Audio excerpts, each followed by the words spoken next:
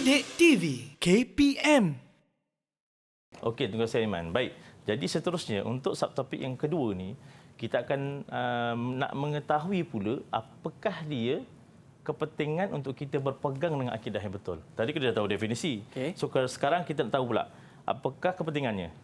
Supaya bila kita dah tahu kepentingannya, barulah kita akan sedar, oh aku berpegang dengan akidah Islam ni, oh ini kepentingannya. Kalau tidak, masing-masing nanti rasa macam alamak, rasa macam tak best, rasa macam tak seronok kan. Atau beramal apa, nanti kalau solat atau beramal ibadah pun dia rasa macam dia tak nampak kan, macam tadi. Macam tak nampak Tuhan, alamak tak nampak Tuhan ni, tak syok kan. Jadi kita bimbang perkara itu berlaku. Jadi ada 4 kepentingan mengapa kita perlu untuk berpegang dengan akidah yang betul. Sebab akidah ni banyak. Akidah ni maksudnya pegangan agama, pegangan hidup. So pegangan hidup dekat dunia ni begitu banyak. So kita kena tahu apakah kepentingannya, barulah kita dapat menghargai kepentingan yang telah kita pilih. Kepentingan atau pegangan agama kita pilih. Baik, kita lihat yang pertama.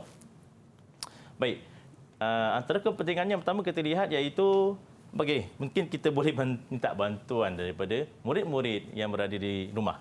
Google Meet. Okey. Kita minta bantuan daripada adik Nasuha. Apakah kepentingan yang pertama? Silakan. Silakan. Al-aqidah asas ad-din. Akidah adalah asas agama. Okey, yang pertama adalah akidah asasuddin. Dalam kita nak memilih agama ni ataupun dalam kita nak menentukan sesuatu pegangan hidup ni, kita kena sedar bahawasanya dalam nak menentukan pilihan agama tu dia mesti ada akidah. Akidah itulah dia akan menentukan pegangan agama ataupun pilihan agama kita. Jadi ada akidah, maka dia akan menentukan pilihan agama yang betul. So di sini yang pertama, akidah adalah asas agama. Okey. Jadi kita lihat dulu apakah dalil yang dirakamkan dalam Al-Quran oleh Allah Taala yang membantu ataupun nak mengesahkan lagi, oh rupanya pilihan agamaku ni betul. Oh rupanya apa yang aku pilih ni tak salah. Baik, kita boleh lihat mungkin ayat Quran ni boleh dibaca oleh seorang murid kita. Okey, siapa nak baca ni? Siapa nak baca? Okey, Aidil. Silakan Aidil. Bismillahirrahmanirrahim. Wa ma umiru illa liya'budullaha mukhlishina lahuddin. Surah Al-Bayyinah. Dan tidak Allah memerintahkan kepada manusia melainkan beribadat dengan ikhlas. Baik, terima kasih Aidil. Dia siap bagi makna sekali, full package. Alhamdulillah. Baik, jadi kalau kita lihat antara dalil nakli ataupun bukti daripada Al-Quran, mana kalau kita dalam Islam ni, antara bukti yang kita kena rujuk untuk kita nak dapatkan kesahihannya adalah daripada Quran dan hadis. So di sini dalil yang nak menyokong tentang kepentingan akidah itu adalah asas agama adalah daripada surah Al-Bayyinah tadi, iaitu wa ma umiru illa liya'budullaha mukhlishina lahuddin. Tidaklah Allah Taala cakap, tidaklah aku perintahkan manusia ni perintahkan apa? Illa liya'budullaha mukhlishina lahuddin. Semata-mata supaya kita semua ni manusia ataupun supaya semua umat Islam ni beribadah kepada Allah, menyembah Allah Taala mukhlishina lahuddin dengan ikhlas, dengan sepenuh hati, semata-mata kerana Allah Taala. Okey, itu adalah kepentingan yang pertama. Okey, kita lihat apakah pula kepentingan kedua. Dia ada 4. Okey, yang kedua. Okey, kita boleh minta bantuan daripada siapa dia belum baca tadi? Okey, siapa seterusnya? Okey, Hamizah. Silakan Hamizah.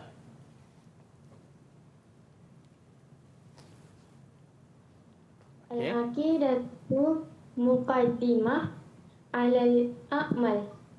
Akidah permulaan kepada segala amal ibadah.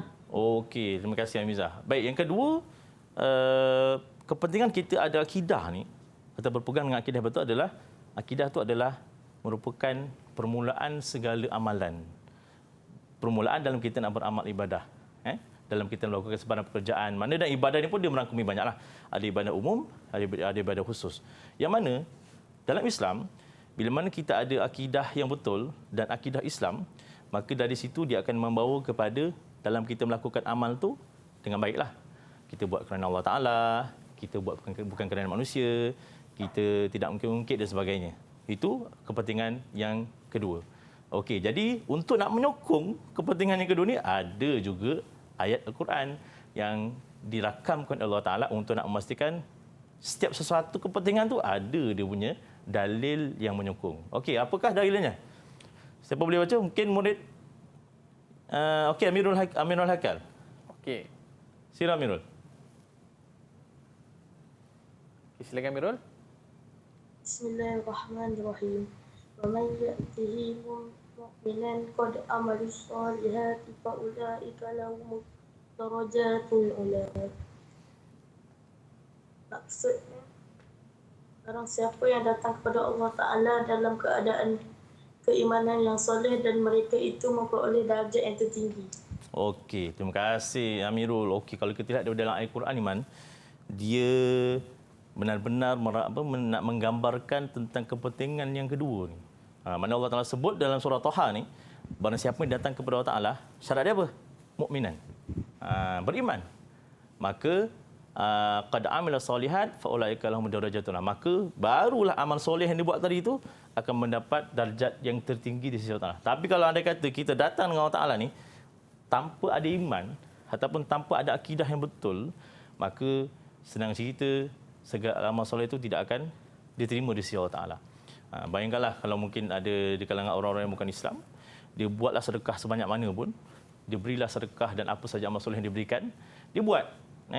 Dia sebagaimana yang kita buat, tetapi kita buat alhamdulillah kita diterima di sisi Allah Taala, sedangkan mereka buat mereka tidak mendapat apa-apa ganjaran.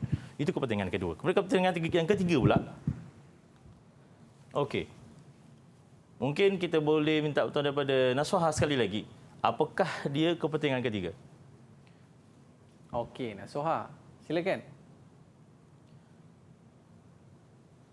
Tarabbil akidah ar-rijal as-sabatain. Maksudnya, akidah mendidik individu untuk menjadi insan yang cekal ketika diuji. Okey. Bagus. Terima kasih Nasuha.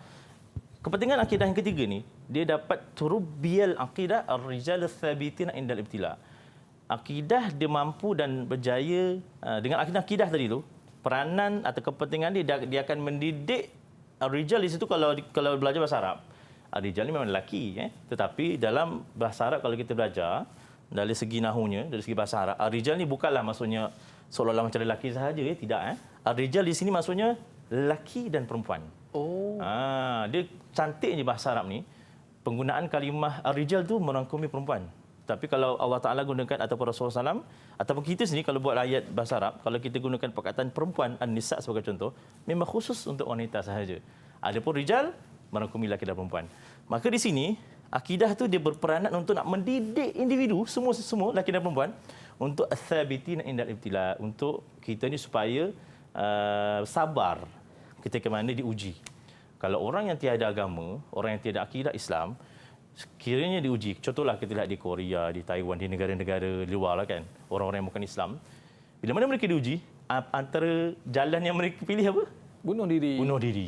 Itu jalan dia. Tapi bila mana kita berpegang dengan akidah Islam, maka kita tahu dan kita sedar bahawasanya Allah Ta'ala nak menguji kita untuk nak meningkatkan iman kita. Baik, kita lihat apakah dalil daripada Al-Quran yang membantu untuk nak menyokong akan kepentingan ini. Okey, mungkin kita boleh minta bantuan daripada Aidil. Silakan Aidil. Silakan Aidil.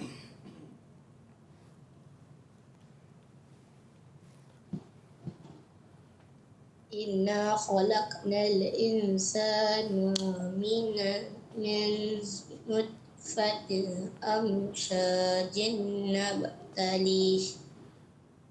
Sesungguhnya kami menciptakan manusia itu daripada setitis air mani dari antara suami dan isteri, atau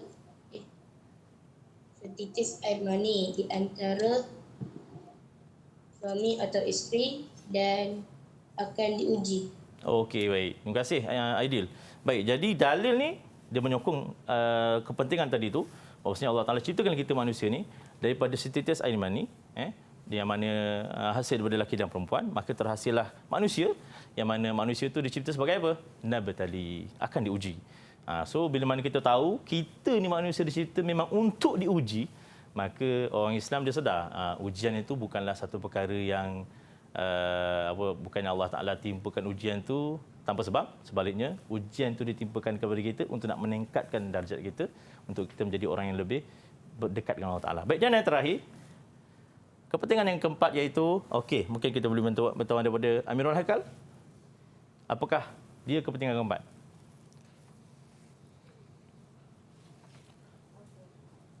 Fa'al abada ila ta'at wal a'mal salihat. Maksudnya mendorong seseorang hamba untuk taat dan melakukan amal soleh. Baik, terima kasih Amirul. Yang keempat, kepentingan dari iman, dia boleh tadfa'ul abdu. Bila mana kita ada akidah yang betul, kita berpegang dengan akidah yang betul, dia akan tadfa'ul abdu, dia akan memaksa kita. Bila mana kita dah contoh, kita dah pilih Islam sebagai agama, takkan kita nak mensia-siakan segala perintah dan larangan Allah Taala. Maka kita akan hargai, kita akan patuh segala dengan perintah Allah Taala dan larangannya, dengan kita memaksa diri kita ila taat wa amal solihah, untuk kita nak sentiasa melakukan ketaatan dan juga beramal soleh. Dan apakah dalil yang menyokongnya? Okey, kita boleh minta bantuan daripada Hamizah. Apakah dalil daripada hadis untuk menyokong kepentingan yang keempat? Okey, silakan.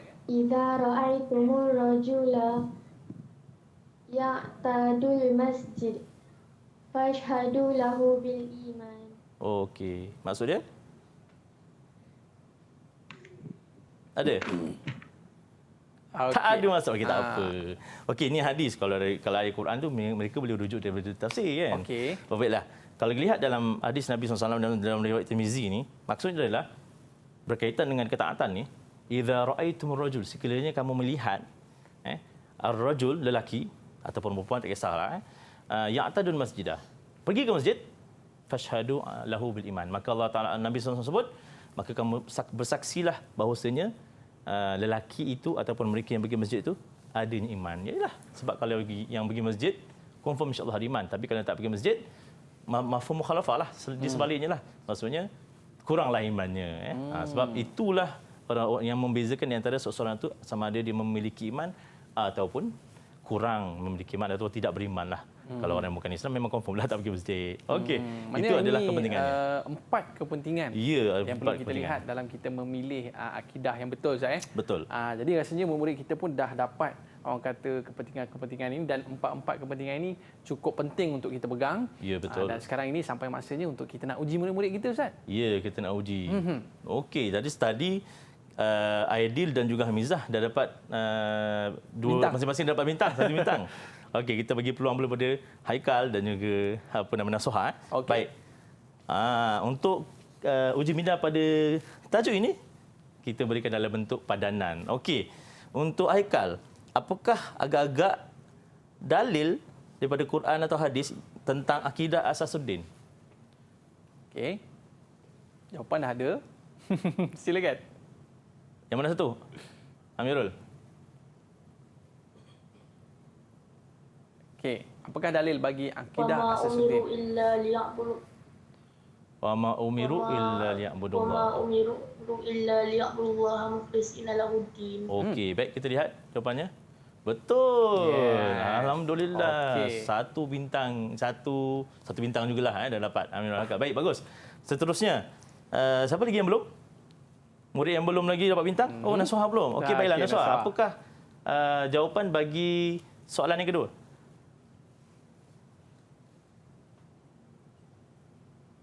Okey, silakan Nasuha. Silakan Nasuha. Wa man ya'tihi mu'minan qad amila ssalihati fa ulaika lahumud darajatul ula. Baik, kita lihat jawapan dia betul ke tak?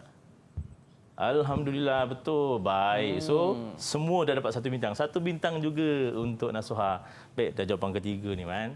Dah tak ada jawapan lain, kan? Dah terus buat je lah. Terus buatlah jawapan dia. Iaitu berkaitan dengan telefon Abdullah Ta'ala ni. Jawapan dia adalah berkaitan dengan orang yang pergi ke masjid tadi. Itulah jawapannya. Didik TV KPM